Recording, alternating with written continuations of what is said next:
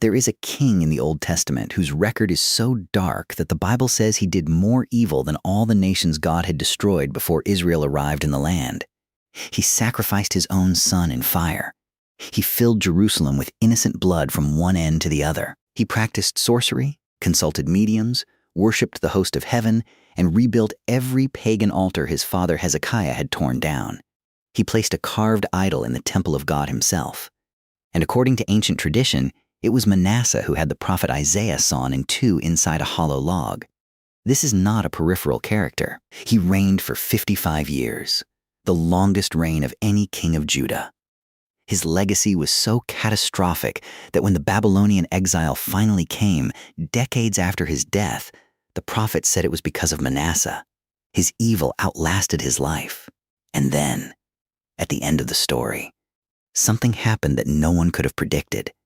As we walk through this story, hold this question: is there any sin too great for God to forgive? To understand Manasseh, you have to understand his father. Hezekiah was one of the best kings in Judah's history. He destroyed the high places. He broke the bronze serpent Moses had made because people had begun to worship it. He trusted in the Lord more than any king before or after him. When the Assyrian army surrounded Jerusalem and their commander taunted God, Hezekiah spread the letter before the Lord in the temple and prayed. And that night the angel of the Lord struck down 185,000 Assyrian soldiers. Hezekiah also had an encounter with death that became famous. He became terminally ill. Isaiah told him, "Set your house in order, for you will die." Hezekiah turned his face to the wall and wept and prayed. God sent Isaiah back. "I have heard your prayer. I will add 15 years to your life." It was during those 15 extra years that Manasseh was born. There is something deeply uncomfortable in that detail. The son born of Hezekiah's extended life became the worst king Judah ever produced. This is not a theological argument. The text does not make one. It is simply what happened. Righteous fathers do not guarantee righteous sons. The choices of one generation do not determine the choices of the next. Manasseh had every advantage. He chose destruction. He became king at 12 years old. He reigned for 55 years. And the first thing the text records is that he rebuilt everything his father had torn down. 2 Kings 21 gives one of the most concentrated catalogs of evil in the entire Old Testament. Manasseh rebuilt the high places his father Hezekiah had destroyed. He erected altars to Baal. He made an Asherah pole. He worshipped all the host of heaven and served them. He built altars in the 2 courts of the temple of the Lord, the sacred space of God's dwelling, for all the host of heaven. He burned his son as an offering. The Hebrew is explicit.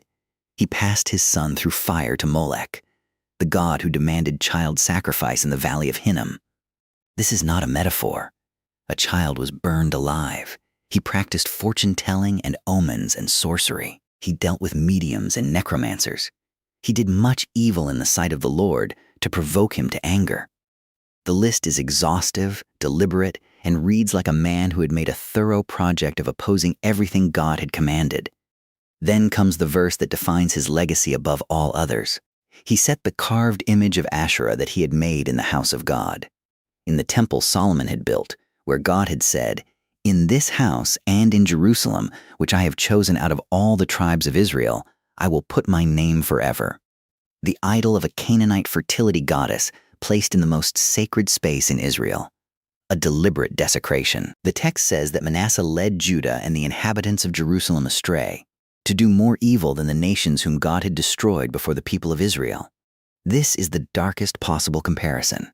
The nations of Canaan had been destroyed because of their wickedness. Manasseh made Judah worse.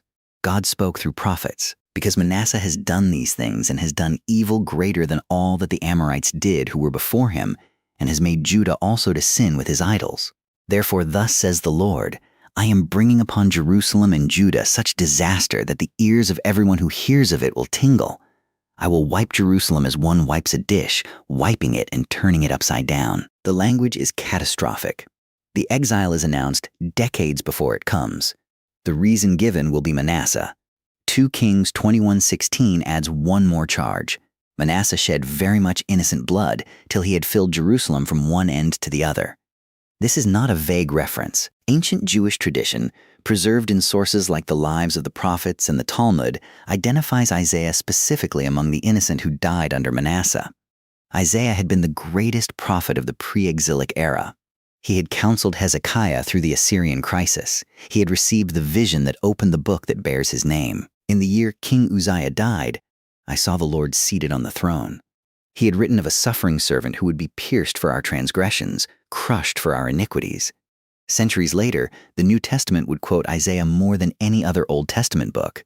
The tradition recorded in the Talmud and referenced by the writer of Hebrews says this: Isaiah, fleeing from Manasseh, hid inside a cedar tree. Manasseh's men found him. The tree was sawn through with Isaiah still inside. He died there. Hebrews 11:37, speaking of the heroes of faith, says, they were sawn in two.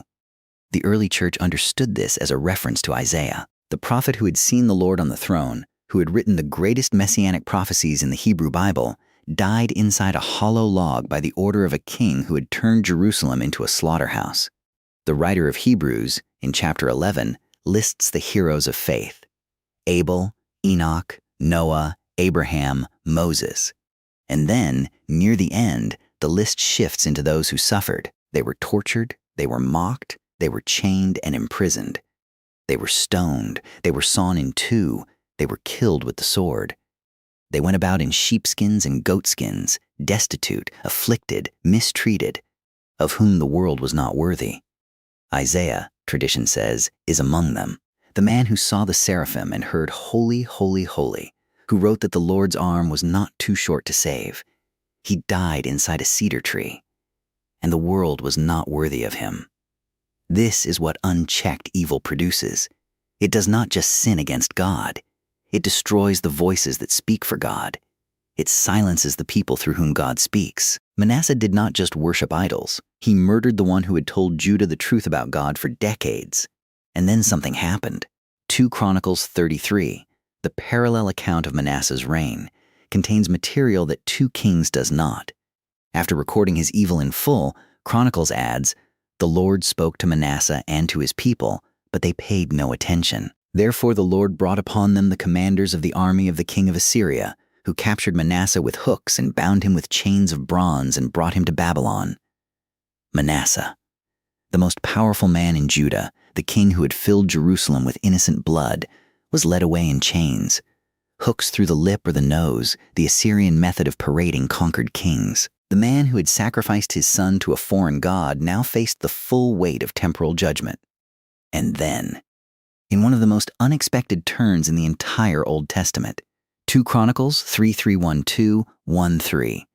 And when he was in distress, he entreated the favor of the Lord his God and humbled himself greatly before the God of his fathers. He prayed to him, and God was moved by his entreaty and heard his plea and brought him again to Jerusalem into his kingdom. He prayed. God heard. God restored him, the man who had sacrificed his own child, the man who had placed an idol in God's temple, the man who had filled Jerusalem with innocent blood and whose evil outlasted his generation. He humbled himself before God, and God heard his prayer and restored him. 2 Chronicles 33:1-5-1-6. He took away the foreign gods and the idol from the house of the Lord, and all the altars that he had built on the mountain of the house of the Lord and in Jerusalem, and he threw them outside the city. He also restored the altar of the Lord and offered on it sacrifices of peace offerings and of thanksgiving, and he commanded Judah to serve the Lord, the God of Israel. He spent the rest of his life trying to undo what he had done.